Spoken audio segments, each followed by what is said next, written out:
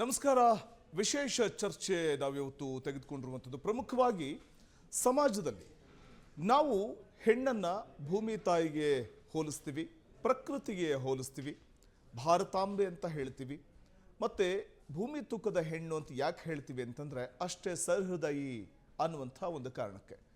ಅಂಥ ಹೆಣ್ಣು ನಾವು ಸಮಾಜದಲ್ಲಿ ಗೌರವಿಸಲ್ಪಡುವಂಥ ಆ ಹೆಣ್ಣು ಎಷ್ಟೋ ಒಂದು ಸಂದರ್ಭದಲ್ಲಿ ಎಷ್ಟೋ ಬಾರಿ ಇಡೀ ಕುಟುಂಬ ಸಂಕಷ್ಟಕ್ಕೆ ಸಿಲುಕಿದಾಗ ಇಡೀ ಕುಟುಂಬದ ಹೆಗಲಿಗೆ ಹೆಗಲಾಗಿ ನಿಲ್ಲುವಂಥ ಹೆಣ್ಣು, ನಾವು ಗೌರವಿಸುವಂಥ ಹೆಣ್ಣು.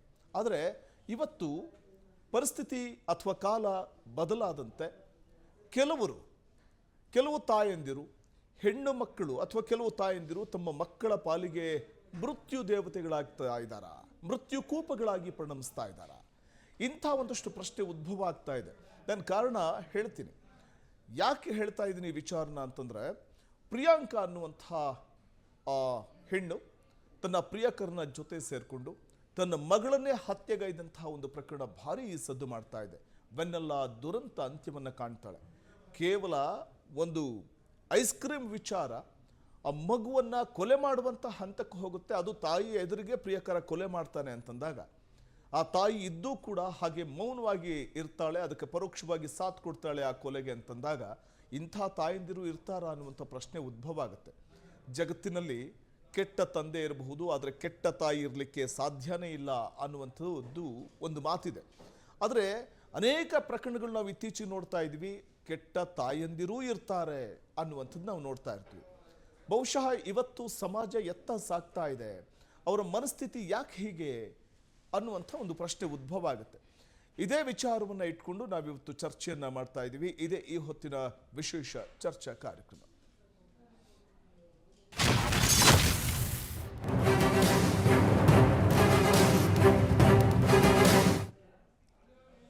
ಒಂದಷ್ಟು ಅಪ್ಡೇಟ್ಸ್, ಬ್ರೇಕಿಂಗ್ ನ್ಯೂಸ್ ನಿಮಗೆ ಕೊಡ್ತಾ ಹೋಗ್ತೀವಿ.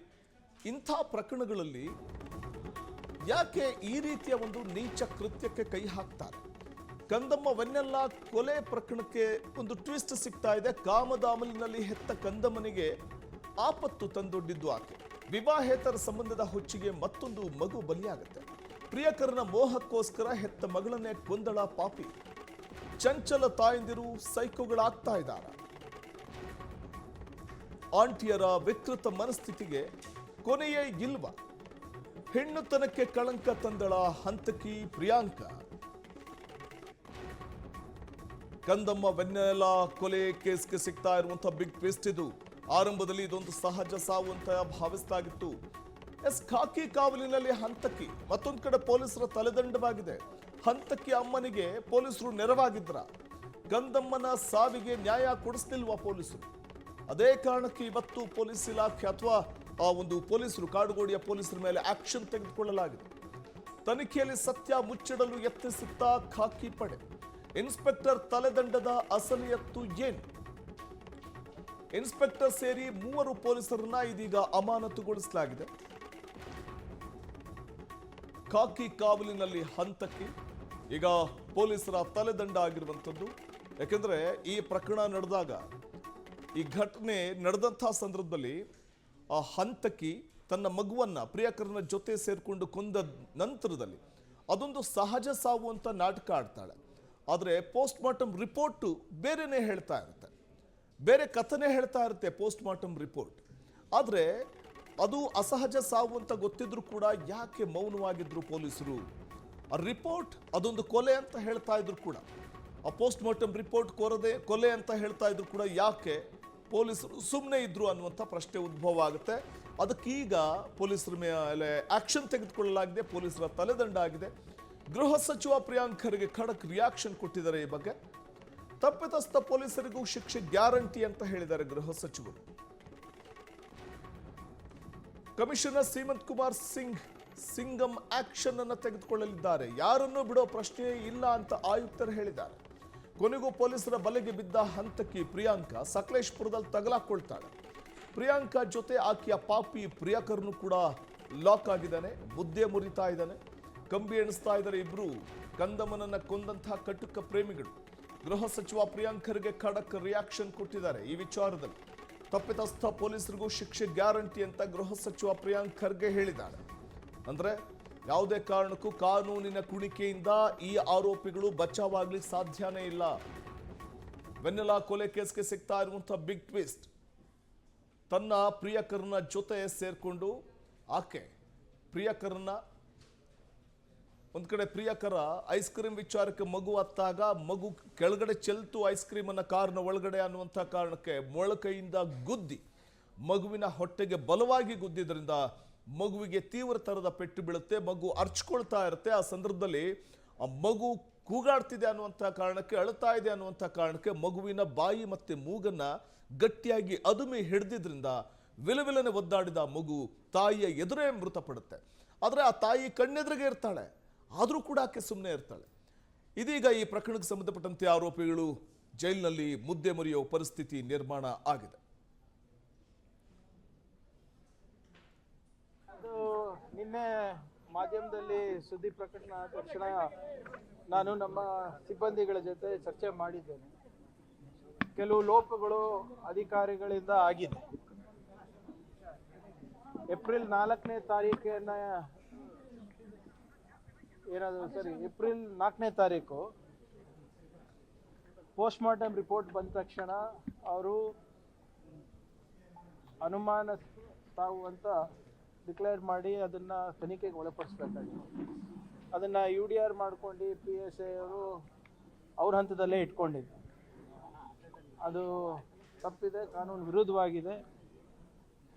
ಪೊಲೀಸ್ ಇನ್ಸ್ಪೆಕ್ಟರು, ಸಬ್ ಇನ್ಸ್ಪೆಕ್ಟರು ಹಾಗೂ ರೈಟರ್ ಯಾರಿದ್ದಾರೆ ಅವ್ರ 3 ಜನಕ್ಕೂ ಇವತ್ತು ಬೆಳಿಗ್ಗೆ ಸಸ್ಪೆಂಡ್ ಮಾಡಿದೆ. ನೀವು ಮಾಧ್ಯಮದಲ್ಲಿ ಪ್ರಕಟಣೆ ಮಾಡ್ದಂಗೆ ಸ್ವಲ್ಪ ಲೋಪ ಆಗಿದೆ ಇವ್ರ ಕಡೆಯಿಂದ. ಮತ್ತು ಯಾರು A1 ಇದ್ದಾರೆ, A2 ಇದ್ದಾರೆ, ಮೋಹನ್ ಅಂತ ಇರಬೇಕು ಮತ್ತು ಇನ್ನೊಬ್ರು ಪ್ರಿಯಾಂಕಾ ಅಂತ ಇರಬೇಕು, ಅವರು ಕೂಡ ನಾವು ಅರೆಸ್ಟ್ ಮಾಡಿದ್ದೇವೆ. ಏನಿದೆ ಅದು ತನಿಖೆ ಮಾಡ್ತೀವಿ ಮುಂದೆ ಏನೇನು, ಯಾಕಂದರೆ ಕಾಂಟ್ರಡಿಕ್ಟಿಂಗ್ ವರ್ಷನ್ಸ್ ಬರ್ತಾ ಇದೆ. Investigation is in process. ಅದಾದಮೇಲೆ ತಪ್ಪು ತಿಳಿಸ್ತೀವಿ. ಕಾಡ್ಗುಡಿ ಪೊಲೀಸ್ ಸ್ಟೇಷನ್ ವ್ಯಾಪ್ತಿಯಲ್ಲಿ ಒಂದು ಮರ್ಡರ್ ಕೇಸ್ ರಿಜಿಸ್ಟರ್ ಆಗಿದೆ 4ನೇ ತಾರೀಕು 4 ಜೂನ್ಗೆ. ಇದು ಹಿಂದೆ 23ನೇ ತಾರೀಕು ಮಾರ್ಚ್ 23ಗೆ ಒಂದು ಘಟನೆ ನಡೆದಿದ್ದು. ಅದರಲ್ಲಿ ಮಗುದು ಡೆತ್ ಆಗಿತ್ತು. ಆಗ ಸಸ್ಪಿಷಿಯಸ್ ಡೆತ್ ಅಂತ ನಮ್ಮ ಪೊಲೀಸವ್ರು ಕೇಸ್ ರಿಜಿಸ್ಟರ್ ಮಾಡಿದರು. ತದನಂತರ 4ನೇ ತಾರೀಕು 4 ಜೂನ್ಗೆ ಮರ್ಡರ್ ಕೇಸ್ ರಿಜಿಸ್ಟರ್ ಆಗಿದೆ. ಈ ಎಲ್ಲ ಪ್ರಕರಣದಲ್ಲಿ ಇನ್ವೆಸ್ಟಿಗೇಷನಲ್ಲಿ ಕೆಲವು ಲ್ಯಾಪ್ಸಸ್ ಕಂಡು ಬರ್ತಾ ಇದೆ. ನಮ್ಮ ಸೀನಿಯರ್ ಆಫೀಸರ್ಸ್ ಅವ್ರದ್ದು ರಿಪೋರ್ಟ್ ಪ್ರಕಾರ ಆ ನಿಟ್ಟಿನಲ್ಲಿ 3 ಜನ ಆಫೀಸರ್ಸ್, ಒಬ್ಬ ಇನ್ಸ್ಪೆಕ್ಟರ್, ಒಬ್ಬ ಸಬ್ ಇನ್ಸ್ಪೆಕ್ಟರ್ ಮತ್ತು ಇನ್ನೊಬ್ಬ ಕಾನ್ಸ್ಟೇಬಲ್ ಅವ್ರಿಗೆ ಸದ್ಯಕ್ಕೆ ಸಸ್ಪೆನ್ಷನ್ಲಿ ಇಟ್ಕೊಂಡಿದ್ದು. ಫಸ್ಟ್ ಸಸ್ಪಿಷಿಯಸ್ ಡೆತ್ ಅಂತ ಕೇಸ್ ರಿಜಿಸ್ಟರ್ ಆಗಿತ್ತು. ನಂತರ 4ನೇ ತಾರೀಕು 4 ಜೂನ್ಗೆ ಮರ್ಡರ್ ಕೇಸ್ ರಿಜಿಸ್ಟರ್ ಆದ ತಕ್ಷಣ ಒಬ್ಬ ಆರೋಪಿ, ಇನ್ನೊಬ್ಬ ಆರೋಪಿ ನಿನ್ನೆ, ಸೊ ಒಟ್ಟಾಗಿ 2 ಆರೋಪಿ ಯಾರು ಇದರಲ್ಲಿ ಅಕ್ಯೂಸ್ಡ್ ಇದ್ದಾರೆ, ಅದು ಅರೆಸ್ಟ್ ಆಗಿದೆ. ಮರ್ಡರ್ ಕೇಸೇ ರಿಜಿಸ್ಟರ್ ಆಗಿದೆ 4ನೇ ತಾರೀಕೆ. ಸೊ ನಮ್ಮ ಏನೋ IO ಯಾರಿದ್ದಾರೆ, IO ನಾವು ಚೇಂಜ್ ಮಾಡಿ ಒಬ್ಬ ACP ರ್ಯಾಂಕ್ ಆಫೀಸರ್ ಬೇರೆ ಡಿವಿಷನಿಂದ ನೇಮಿಸಿದ್ದೀವಿ. ಅವರು ತನಿಖೆ ಮುಂದುವರ್ತಾರೆ. ಅವರು ತನಿಖೆಯಲ್ಲಿ ಏನು ಯಾವ ರೀತಿ ಕಂಡು ಬರ್ತದೆ ನಾವು ಮುಂದೆ ಕೆಲವು ಇನ್ವೆಸ್ಟಿಗೇಷನ್ ಲ್ಯಾಪ್ಸಸ್ ಇದೆ. ಆ ಲ್ಯಾಪ್ಸಸ್ ಬಗ್ಗೆ ಯಾರ್ಯಾರ ಮೇಲೆ ಕ್ರಮ ತಗೊಂಡು ನಾವು ಕ್ರಮ ತಗೊಂಡಿದ್ದೀವಿ. ಇಂಟೆನ್ಷನ್ ರಿಪೋರ್ಟಲ್ಲಿ ಇಂಟೆನ್ಷನ್ಗೆ ರಿಪೋರ್ಟ್ ಬಂದಿದೆ. ರಿಪೋರ್ಟ್ ಪ್ರಕಾರ ನಾವು ಕ್ರಮ ತಗೊಂಡಿದ್ದೀವಿ. ಇಂಟೆನ್ಷನ್ ಖಂಡಿತ ಸರಿ ಇರಲಿಕ್ಕಿಲ್ಲ, ಅದಕ್ಕೋಸ್ಕರ ಆ ಥರ ಆಗಿದೆ. ಅದಕ್ಕೆ ನಾವು ಕ್ರಮ ತಗೊಂಡಿದ್ದೀವಿ. ನೋಡಬೇಕು, ಈಗ IO ಚೇಂಜ್ ಆಗಿದ್ದಾರೆ. IOಗೆ ನಾವು ACP ಲೆವೆಲ್ ಆಫೀಸರ್ಗೆ ಇದು ತನಿಖೆ ಕೊಟ್ಟಿದ್ದೀವಿ. ಅದು ಆ ಡಿವಿಷನ್ ಅವರಿಲ್ಲ, ಬೇರೆ ಡಿವಿಷನ್.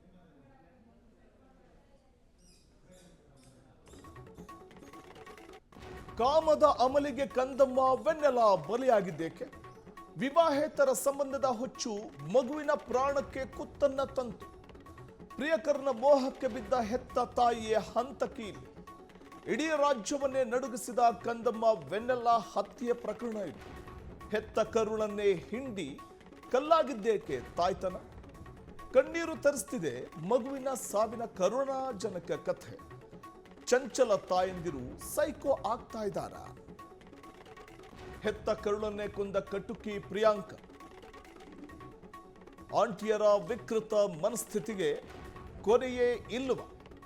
ಹೆತ್ತ ಕಂದಮ್ಮಗಳಿಗೆ ತಾಯಂದಿರೇ ಆಪತ್ತಾದ್ರ? ಇಡೀ ಸಮಾಜ ತಲೆ ತಗ್ಗಿಸುವಂತಿದೆ ಈ ಕ್ರೌರ್ಯದ ಪರಮಾವಧಿಯನ್ನ ನೋಡಿದಾಗ. ಕಾಮದ ಅಮಲಿಗೆ ಕಂದಮ್ಮ ವೆನ್ನೆಲಾ ಬಲಿಯಾಗಿದ್ದು ಏಕೆ? ವಿವಾಹೇತರ ಸಂಬಂಧದ ಹುಚ್ಚಿಗೆ ಇನ್ನೆಷ್ಟು ಕಂದಮ್ಮಗಳು ಬಲಿಯಾಗಬೇಕು? ಪ್ರಿಯಕರನ ಮೋಹಕ್ಕೋಸ್ಕರ ಹೆತ್ತ ಮಗಳನ್ನೇ ಉಸಿರುಗಟ್ಟಿಸಿ ಕೊಲ್ಲೋದಕ್ಕೆ ಅದು ಹೇಗೆ ಮನಸ್ಸು ಬರುತ್ತ್ರಿ?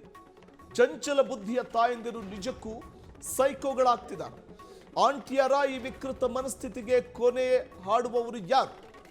ಆಂಟಿಯರ ಈ ವಿಕೃತ ಮನಸ್ಥಿತಿಗೆ ಫುಲ್ ಸ್ಟಾಪ್ ಯಾವಾಗ? ಹೆತ್ತ ಕರುಣನ್ನೇ ಕಲ್ಲಾಗಿಸಿಕೊಂಡ ಪ್ರಿಯಾಂಕಾಳ ಕ್ರೌರ್ಯಕ್ಕೆ ಶಿಕ್ಷೆ ಏನು? ಹಂತಕ್ಕೆ ಅಮ್ಮನಿಗೆ ನಿಜಕ್ಕೂ ನೆರವಾಗಿದ್ರ ಆ ಪೊಲೀಸರು? ಹಣದ ಆಸೆಗೆ ಬಿದ್ದು ತನಿಖೆಯ ದಾರಿ ತಪ್ಪಿಸೋದಕ್ಕೆ ಯತ್ನಿಸಿದ ಖಾಕಿ ಪಡೆ. ಇನ್ಸ್ಪೆಕ್ಟರ್ ತಲೆದಂಡದ ಅಸಲಿಯತ್ತು ಏನು? ಅಲ್ಲಿ ನಡೆದಿದ್ದೇನು?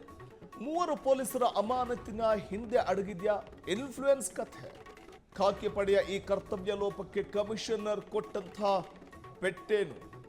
ತನಿಖೆಯಲ್ಲಿ ಲೋಪವೆಸಗಿದ ಪೊಲೀಸರಿಗೆ ಈಗಾಗಲೇ ಜೈಲಿನ ಕಂಬಿ ಹಿಂದೆ ನಿಲ್ಲುವಂಥ ಒಂದು ಪರಿಸ್ಥಿತಿ.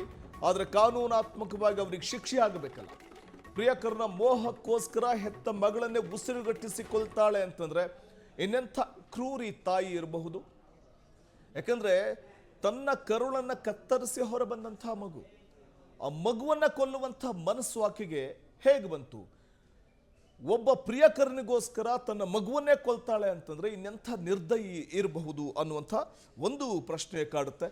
ಆದರೆ ನಾವು ಗಮನಿಸಬಹುದು, ನಾನು ಆರಂಭದಲ್ಲೇ ಒಂದು ಮಾತು ಹೇಳ್ತಾ ಇದ್ದೆ, ಕೆಟ್ಟ ತಂದೆ ಇರಬಹುದು ಆದರೆ ಕೆಟ್ಟ ತಾಯಿ ಪ್ರಪಂಚದಲ್ಲಿ ಇರಲಿಕ್ಕೆ ಸಾಧ್ಯನೇ ಇಲ್ಲ ಅಂತ. ಆದರೆ ಪ್ರಸ್ತುತ ಸನ್ನಿವೇಶದಲ್ಲಿ ಇಂಥ ಪ್ರಕರಣಗಳು ಇತ್ತೀಚೆಗೆ ಹೆಚ್ಚಾಗ್ತಾ ಇರುವಂಥದ್ದು ನೋಡಿದಾಗ ಅದು ಇರಬಹುದೇನೋ ಅಂತ ಅನಿಸುತ್ತೆ.